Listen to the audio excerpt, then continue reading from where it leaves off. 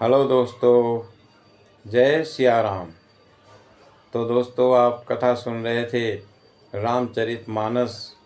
और रामचरितमानस में पार्वती जी ने भगवान शंकर से कुछ प्रश्न कर दिए थे कि भगवान नारायण का अवतार किस कारण से होता है।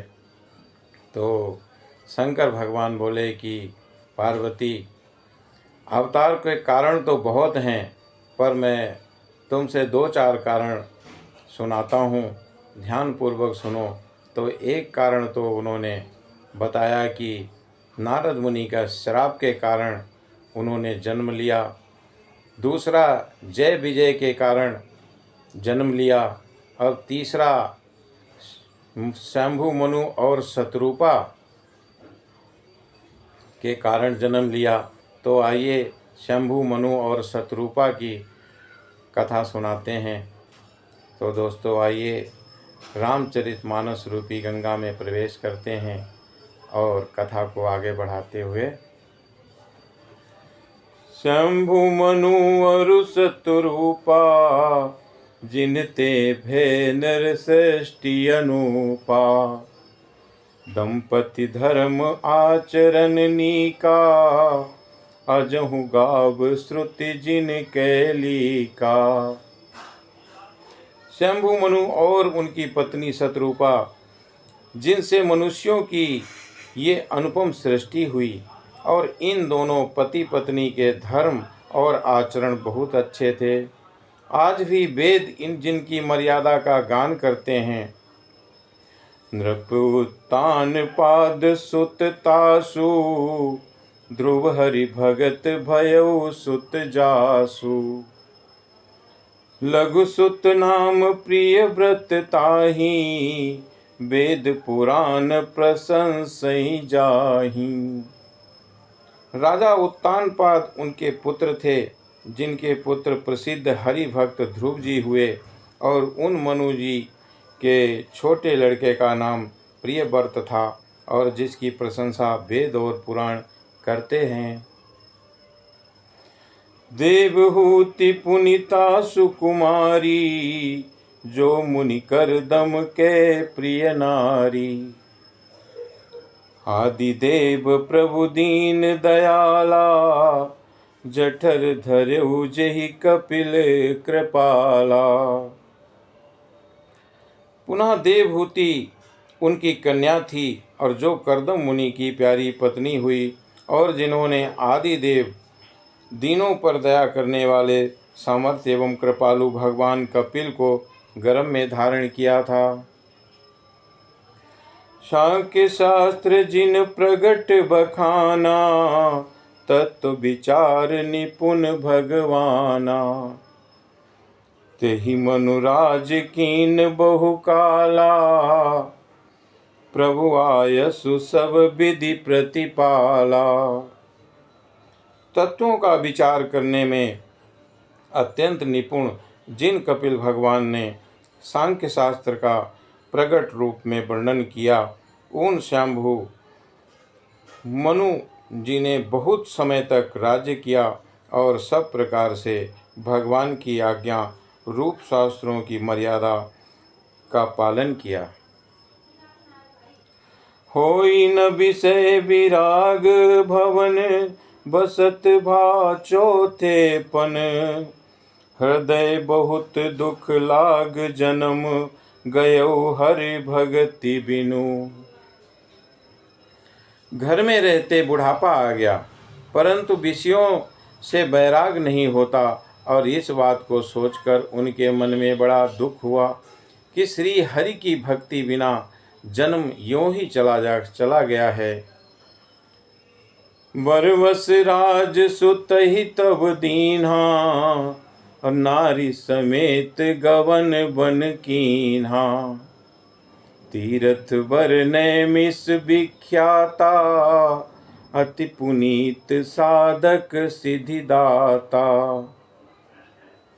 तब मनु जी ने अपने पुत्र को जबरदस्ती राज्य देकर स्वयं ही स्त्री सहित वन को गमन किया, और अत्यंत पवित्र एवं साधकों को सिद्ध कर देने वाला तीर्थों में श्रेष्ठ नैमिषारण्य प्रसिद्ध है।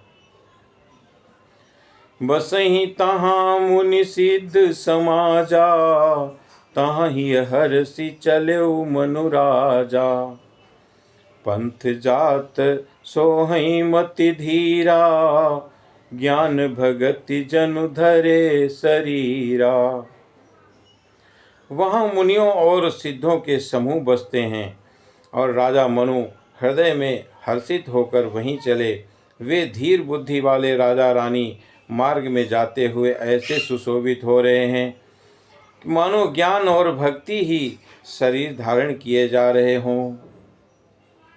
पहुँचे जाई धेनुमति धीरा, हर्षि नहाने निर्मल नीरा। आए मिलन सिद्ध मुनि ज्ञानी, धर्म धुरंधर नृप ऋषि जानी।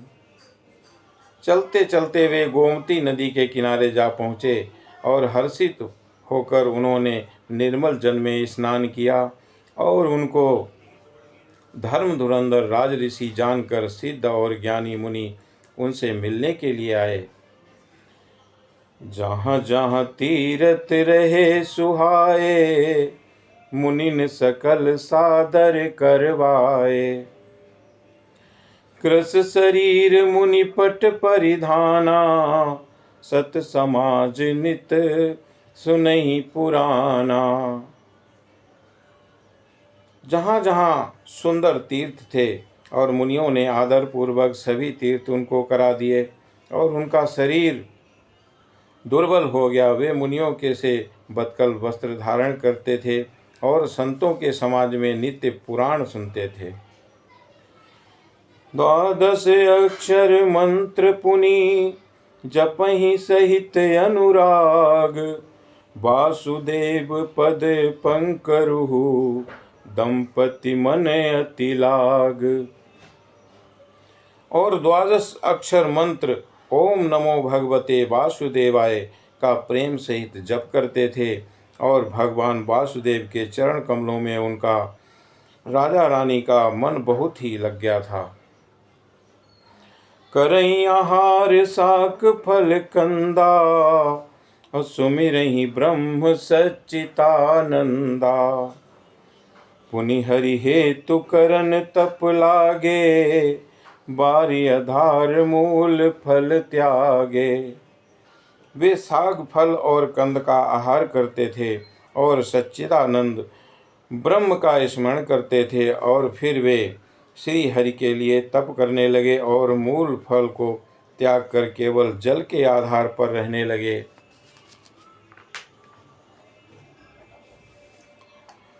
उर अविलास निरंतर होई, और देखिए नैन परम प्रभु सोई। अगुण अखंड अनंत अनादि, और जेहि चित्तहि परमार्थवादी। हृदय में निरंतर यही अभिलाषा हुआ करती कि हम कैसे उन परम प्रभु को आँखों से देखें जो निर्गुण अखंड अनंत और अनादि हैं और परमार्थवादी ब्रह्मज्ञानी तत्ववेत्ता लोग जिनका चिंतन किया करते हैं। नेति नेति जहि वेद निरूपा, निजानंद निरुपाधि अनूपा। शंभु बिरंचि विष्णु भगवाना, उपजहि जासु वंश ते नाना। जिन्हें वेद नेति नेति ये भी नहीं ये भी नहीं ये भी नहीं कहकर निरूपण करते हैं और जो आनंद स्वरूप उपाधि रहित और अनुपम हैं एवं जिनके अंश से अनेकों शिव ब्रह्मा और विष्णु प्रकट होते हैं।